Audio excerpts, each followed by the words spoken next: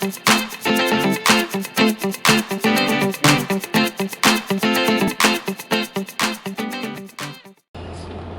good morning, everybody. This is DearMamaSal on a chilly Monday morning, but beautiful. Not a cloud in the sky that I can see. It's 8 degrees here in southern British Columbia in Canada, and that would make it 48 in American. It's just crisp. That would be the word. And I believe the rains are coming later in the week, but it's nothing like the rains that they're having in southern Carolinas. Whoa, that sounds like really,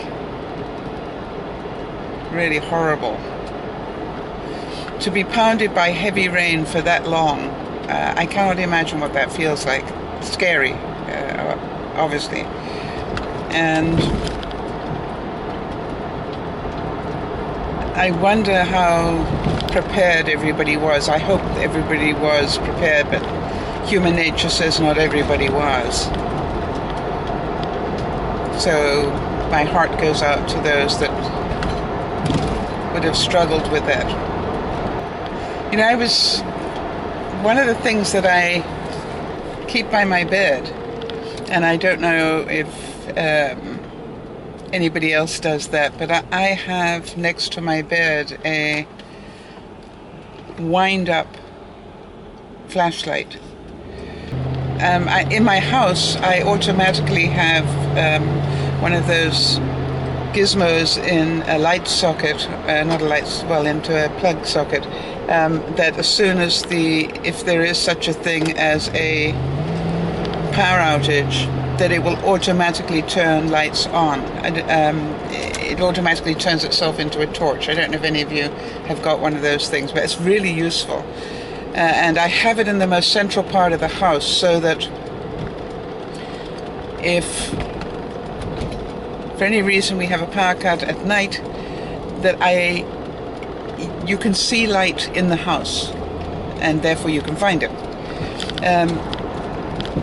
Because you never quite know where you're going to be in the house, so I have it in the most central part of the house. But the beam from it is strong enough that you can literally see it from anywhere in the house.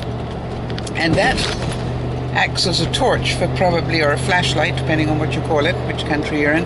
That lasts for quite a while. I would say a good 30 minutes or more. You know, definitely enough time to go find the candles and light the lights that you need.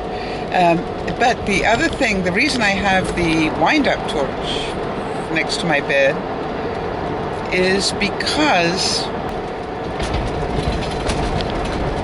if for any reason that is a long power outage, I can charge my cell phone and I believe my computer from it if I need to. Now, my computer probably isn't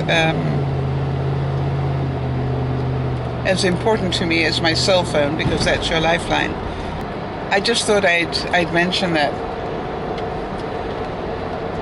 just in case of an emergency, I would have light and the ability, hopefully, to call. And I just wondered how much emergency preparedness you all have. I have been bad of late because I used to keep a lot of stuff in my trailer for that reason. You know, if anything happened that hopefully my trailer would survive and I could live. You know, I think I've got enough food in the house, but you've got to think about what food would I have for maybe to help others. So I always used to keep extra stuff in the trailer for that reason. But it's been there quite a while. Some of those tin cans have been there quite a while, so I'm wondering how long can you keep stuff in tins and cans?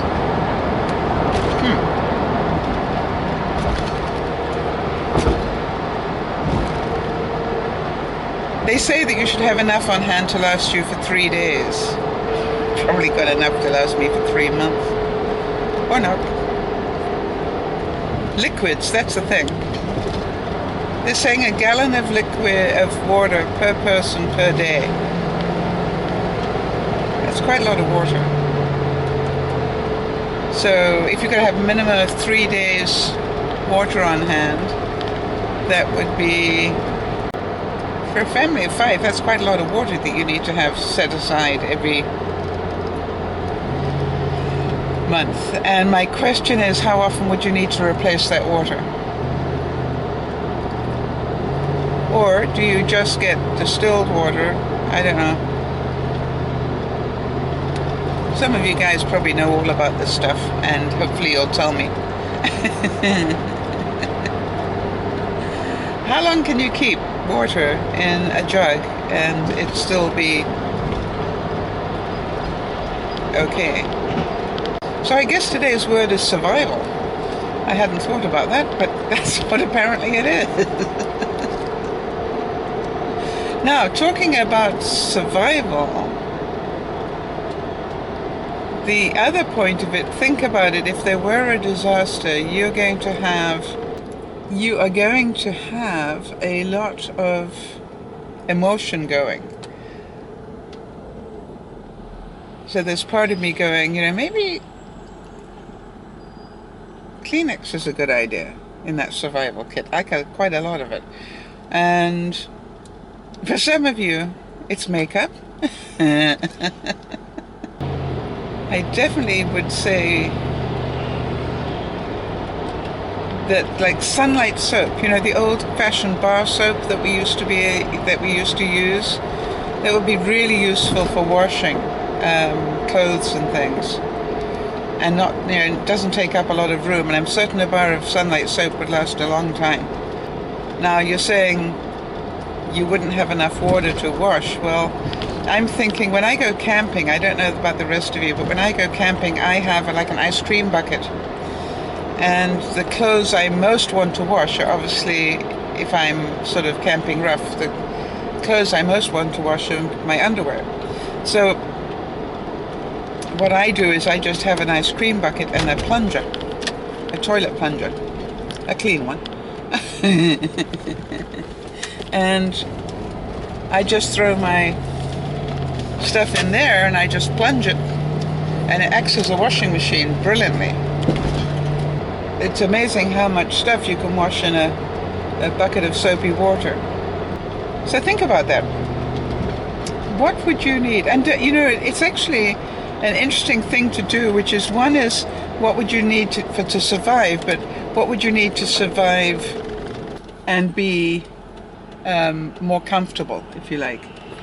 The reason I say that, I can always remember that when the California earthquake happened, my sister was away from town, luckily enough. She was away, but with her trailer. And what she did is, on the way back, she filled up the trailer with food and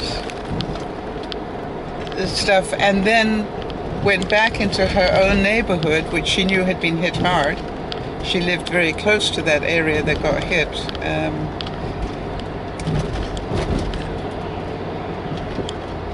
And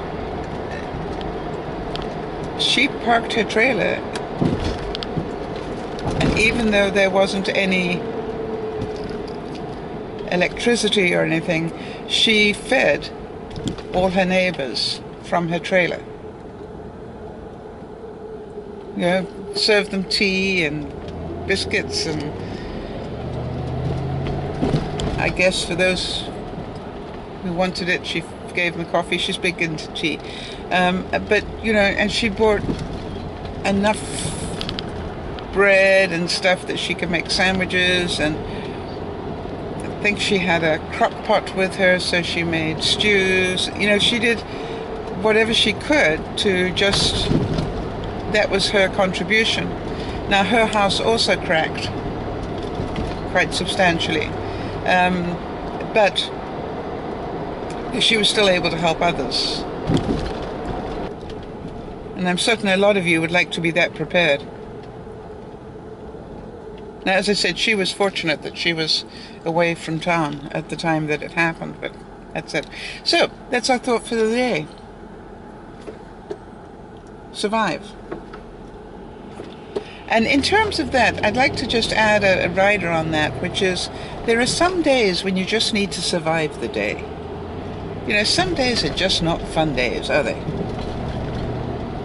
And my experience has been, just survive it. Don't even have to do a good job of it. Just survive the day and move on to the next one. Because some days just suck. Luckily, I haven't had one of those recently, and I hope I'm not attracting one by talking about it.